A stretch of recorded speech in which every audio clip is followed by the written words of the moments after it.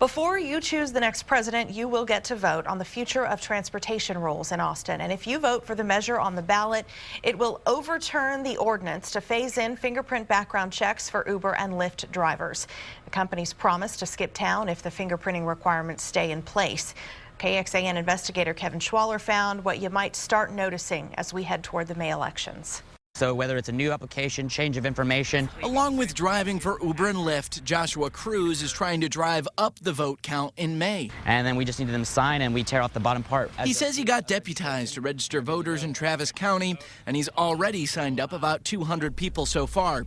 He believes the background checks for Uber and Lyft are already strong, and he doesn't want fingerprinting to drive ride-hailing apps away. It's been a big part of my experience here in Austin, and I think it's a great thing. I've seen it in cities where it's not there, and it's very difficult to definitely maneuver around. While registering to vote is the first step, both supporters and opponents of the measure care about not only if, but how you'll vote. The truth is, Uber and Lyft are the ones threatening to leave because they won't take an extra step to guarantee the safety of the people in Austin. Former political consultant Peck Young believes ride-hailing companies are too involved in the whole process to overturn a decision by an elected city council. And frankly, the citizens of Austin ought to, see through all this. This is no exercise of democracy.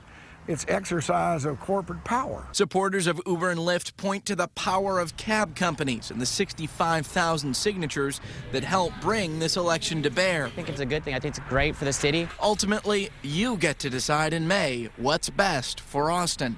Kevin Schwaller, KXAN investigates. The last day to register to vote in this election is April the 7th. Uber and Lyft have spent nearly $27,000 in non-monetary contributions in their battle to stay in Austin. That includes things like staff time, consulting, supplies, and travel expenses. Together, Uber and Lyft have pledged $10,000 each to Ride Sharing Works for Austin.